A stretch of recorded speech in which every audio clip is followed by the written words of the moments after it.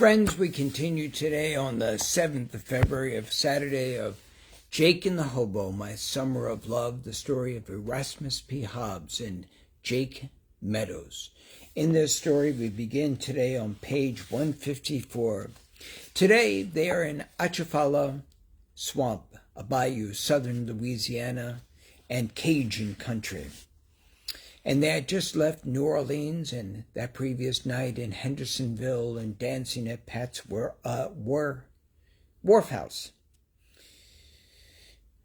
And Erasmus whispered to me, I was told by Captain Jake that these Cajuns in Atchafalaya are part Cajun, Cree, black and white. They've lived in the swamp for generations and have their own language. Yes, we should pass on by. We don't want to impose on him. The man waved us home toward shore. I was afraid, and though he looked dangerous, but then he smiled, a toothless smile through his long white beard. He was standing over a big boiling pot and stirred.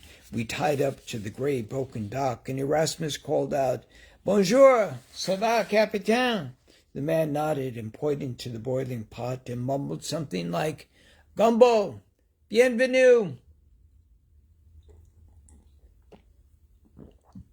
I couldn't understand him, but he gave us 2 metal beaten bowls and poured a huge heap of gumbo, gave us a chunk of bread, and soon we were slurping down delicious Atchafalaya gumbo. He joined us, and I said, Monsieur, c'est très bien. He looked up and nodded his head and smiled, Mais oui. His blue eyes sparkled when he smiled, and his long white beard reminded me of Santa Claus. A Santa Claus of the bayou. I said, Monsieur, une chanson pour vous? He nodded and I sang, Aiko, Aiko, Giacomo Finane.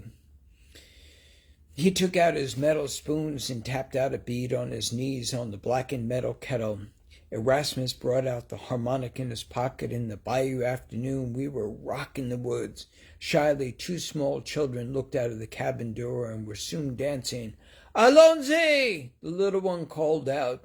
Mes petites, allons-y, said the grand-père. Come, my little ones. And then he began to sing, Sans pas sale, snap beans without salt. A thin, barefoot black woman came through the door with a little accordion, and soon we were dancing and playing music. Grandpère took out his frottoir, a washboard with bells and whistles, and it sounded like a proper Zydeco band. The mother, Maria, later told us, we had lived in Baton Rouge, but the city became too poor and dangerous, so I brought my girls to live out here with my grandparent. He doesn't speak much English, and his Cajun is from Atchafalaya, and so Cajun folks from Lafayette can barely understand him.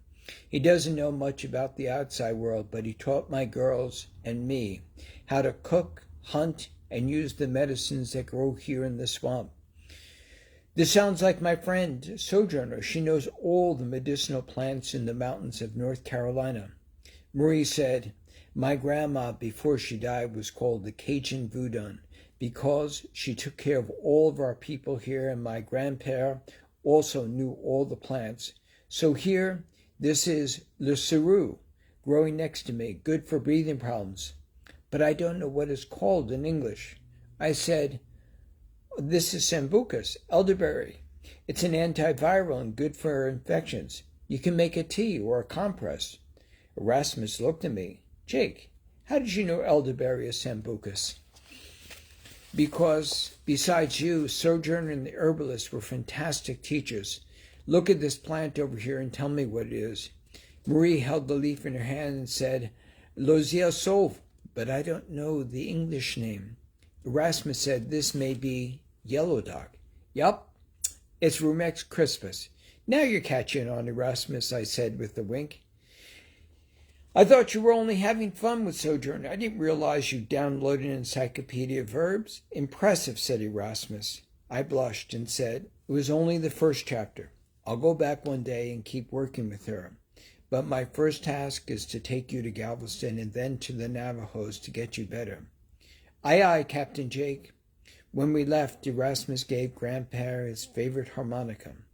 Grandpa looked at this fine, fancy harmonica and blew his Zydeco tune. Marie said, "My grandpa wrote this song. It's called Mes chers amis. The lyric in English is, you are my dear friend. You see me through troubles. You see me through joy. You are always my friend." Grandpa looked at Erasmus and gave him some kind of medicine. "Pour votre santé, une cuillère 2 fois par jour." I wondered, did Grandpa know about Erasmus's health problems and what was the medicine he gave him? Erasmus shook his hand and said, "Merci bien." I took off my earrings and gave the girls one apiece. They giggled as they put them on. We slipped back into our canoe, Grandpa, Marie, and the girls, waving to us, "Bon voyage." A morning canoe ride in the swamp that was supposed to be an hour or two turned into adventure and a new world. I heard hundreds of bird songs and the sounds of fluttering butterflies, and the tasty taste of yummy gumbo still lingered on my lips. Before I went to sleep, Erasmus sang me a song, "Dors, dors, petit baby. Sleep well, my little baby."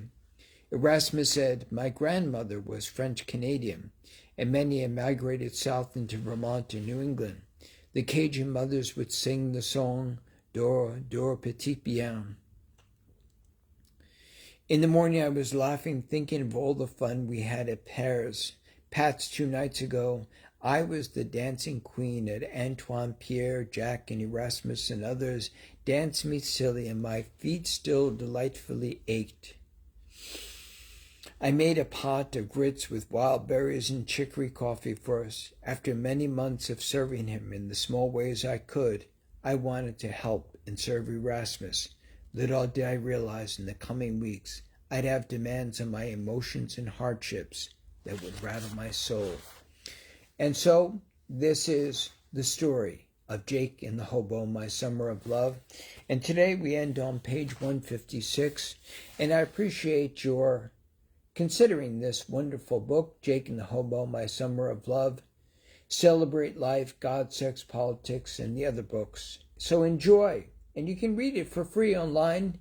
Consider Vermont Art Poetry Press or type in Jake and the Hobo, My Summer of Love. Good night. Sleep well.